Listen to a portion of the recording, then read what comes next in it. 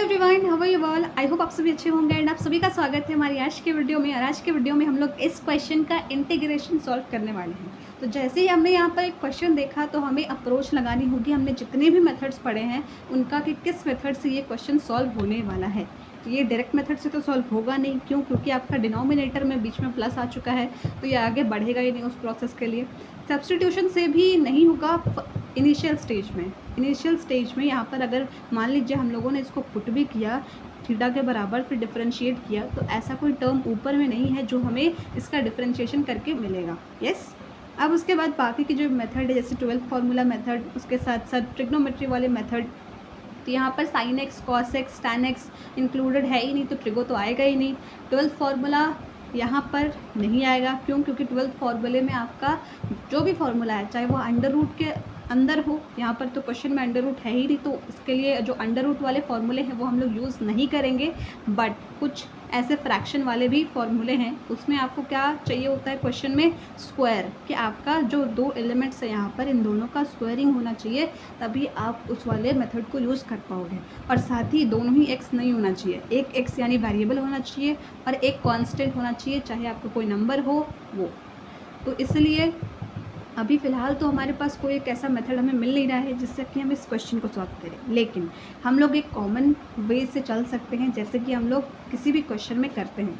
यहाँ पर सबसे पहले हमें कुछ कॉमन लेना होगा। आपके माइंड में एक क्वेश्चन आएगा कि यहाँ पर कॉमन क्या लें। इसमें एक्स की पावर 1/2 है, इसमें एक्स की पावर 1/3 है, तो एक्स की पावर 1/2 कॉमन ले लेते हैं, तो यहाँ पर 1 + x आ जाएगा। लेकिन वो कॉमन नहीं लेंगे हम लोग, हमेशा कॉमन उसको लेते हैं जो छोटा होता है। ठीक है, जैसे मान लीजिए यहाँ पर आपका क्वेश्चन है 1/x³ - x², तो हम लोग यहाँ पर कॉमन क्या लेंगे? x²। डिनोमिनेटर में कॉमन क्या लेंगे वो बोल रही हूँ मैं, दैट हो जाएगा आपका x - 1। तो कॉमन कौन सा लेते हैं? जो छोटा होता है, जिसकी पावर थोड़ी छोटी होती है। तो यहाँ पर भी तो वही करेंगे ना। यहाँ पर आपका पावर में क्या है? 1/2 एंड 1/3, तो 1/2 है, 1/3 है। तो अभी आपको थोड़ा सा सोचना होगा कि 1/2 और 1/3 में से बड़ा कौन है। तो 1/2 बड़ा होता है और 1/3 छोटा होता है। क्यों? क्योंकि इसको आप फ्रैक्शन से भी समझ सकते हो कि एक हिस्से के 2 पार्ट और एक हिस्से के 3 पार्ट। तो उसमें अगर आपने एक चीज़ के 2 पार्ट किए हैं, जैसे ये 2 पार्ट किया आपने, यहाँ पर एक फर्स्ट पार्ट और ये सेकेंड पार्ट, तो आपको इक्वल मिला। ठीक है ना, बड़ा ना छोटा। लेकिन अगर आपने इसी के 3 पार्ट कर दिए, जैसे यहाँ पर, तो 3 पार्ट हो गए। अब किसी को बड़ा मिलेगा, किसी को छोटा मिलेगा, मतलब जो साइज़ है आपका उसमें थोड़े से डिफरेंसेस आ जाएंगे, बराबर नहीं होंगे। और जिसको 3 लोगों को अगर मिलेगी इसमें से एक एक चीज़ें, तो वो थोड़ी कम क्वांटिटी में मिलेंगी। क्यों? क्योंकि आपने एक ही चीज़ को ज़्यादा नंबर में डिवाइड कर दिया है। तो यहाँ पर फ्रैक्शंस को नहीं पढ़ना है, लेकिन ये समझना है कि जब भी फ्रैक्शन में हम लोग कॉमन लेते हैं तो जिसमें डिनोमिनेटर बड़ी होती है यूजुअली वो टर्म छोटा होता है। तो इसलिए हम लोग यहाँ पर क्या लेंगे? एक्स की पावर 1/3 को कॉमन। अब नेक्स्ट जो क्वेश्चन आएगा कि एक्स की पावर 1/3 को कॉमन तो ले लेंगे, तो यहाँ पर 1 आ जाएगा। लेकिन x की पावर 1/2 में से x की पावर 1/3 को कॉमन कैसे लेंगे? तो उसके लिए जब भी आप पावर को लो कॉमन, तो यहाँ पर हम एक चीज़ कर सकते हैं, दैट इज़ कि हमें क्या करना है? x की पावर 1/2 है, उसमें से कॉमन क्या लेना है? x की पावर 1/3। यस। तो जिसमें से हम लोग कॉमन लेंगे उसको ऊपर लिखेंगे, और जिस चीज़ को कॉमन लेंगे उसको नीचे आप डिनोमिनेटर में लिखेंगे। अब इसको आप सिंपली डिवाइड करेंगे, तो उसके बाद हमें वो टर्म मिल जाएगा जो हमें यहाँ पर लिखना होगा। तो यहाँ पर डिवाइड में है, टर्म सेम है, तो पावर माइनस हो जाती है, 1/2 - 1/3। यस। अब उसके बाद यहाँ पर हो जाएगा इसका एलसीएम 6, 2 × 3 = 6, 3 × 2 = 6, तो x की पावर 1/6 आ जाएगी।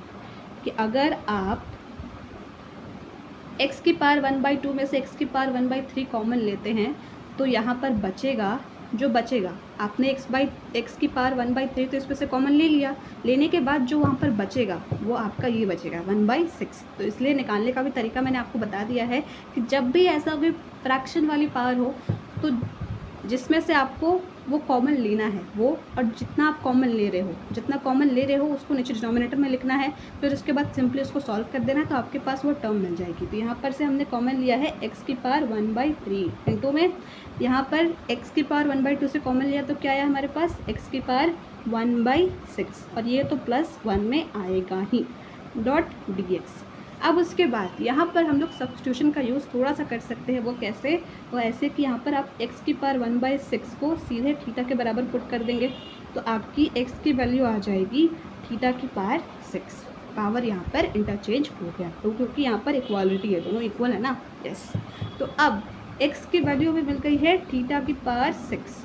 तो अब जहाँ जहाँ x है, यहाँ पर जहाँ जहाँ x है वहाँ पर हम लोग लिख देंगे उसको थीटा की पावर 6, और जो उसके ऊपर पावर है उसको नहीं बोलना है, सिर्फ x के जगह पर ये लिखना है और साथ में ऊपर की पावर भी रहेगी। वो कैसे, यहाँ पर देख लेते हैं। जैसे एक सेकेंड, सबसे पहले तो ये हमने सब्स्टिट्यूशन यूज़ किया है ना, तो यहाँ पर x is equals to theta की पावर 6 तो हमने लिख ही लिया, लेकिन इसको डिफरेंशिएट भी तो करना होगा। Differentiate both sides with respect to x। तो यहाँ पर x dot D X, X dot D X, X का डिफरेंशिएशन क्या होता है आपका 1 ओनली, और थीटा की पावर 6 है तो इसका क्या हो जाएगा 6 थीटा की पावर 5 डॉट डी थीटा।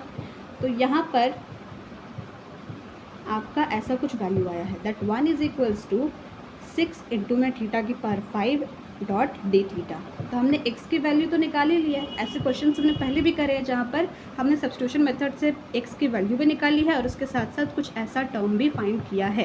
तो यहाँ पर क्वेश्चन में ऊपर 1 है न्यूमरेटर में, तो न्यूमरेटर की जगह पर हम लोग लिखेंगे ये वाला टर्म, और जहाँ जहाँ x है उसके जगह पर लिखेंगे थीटा की पावर 6।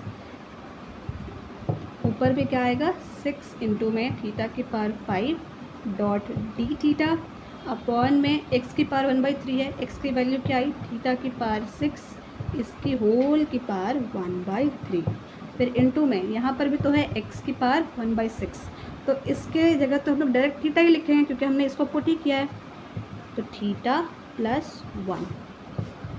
अब उसके बाद ये 6 कांस्टेंट है तो इसको आप बाहर भी ले सकते हैं, और ऊपर में बच जाएगा थीटा की पावर 5 अपॉन में यहाँ पर जो आपका पावर है वो आपस में मल्टीप्लाई होंगे, तो 6 इंटू में 1/3।